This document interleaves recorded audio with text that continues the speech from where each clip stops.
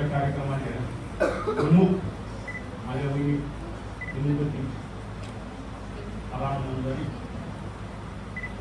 त्यांचा 75वा वाढदिवस. मी त्यांना लहानपणापासून मी त्यांच्याजवळ म्हणजे हायस्कूलमधून नंतर शिकालो होतो. तेव्हापासून त्यांना पाहतो आहे. त्यांचं लग्न झालं तेव्हा मी 4थ्या वर्गात होतो. तर ते आमच्या घरी आल्या म्हणजे रामभाऊ आणि मोठे बंधू त्यांच्यासोबत त्यांनी जो संसार केला. भाऊचा स्वभाव तुम्हाला माहीतच होता. जनरली थोडे गरम होते, संजूच्या मित्रांना वगैरे माहीत आहे. पण त्यांच्यासोबत ॲडजस्ट करून राहणं, सर्वांना सांभाळणं म्हणजे आमच्या घरची परिस्थिती तेव्हा फार म्हणजे हलाखीची होती. आम्ही शेतकरी, पण ते घरात मध्ये ते आल्यानंतर आपल्या परिस्थितीशी जुळून घेतलं. सर्वांना आवडत्या होत्या त्या सून म्हणून. सर्वांसाठी आमच्या आईला वगैरे सगळ्यांना आवडतं. त्यांनी केलं पण आमच्या सर्व भावंडासाठी त्यांनी केलं. मला शिक्षण दिलं. माझ्यापेक्षा 2 मोठे भाऊ होते, त्यांना शिक्षण दिलं.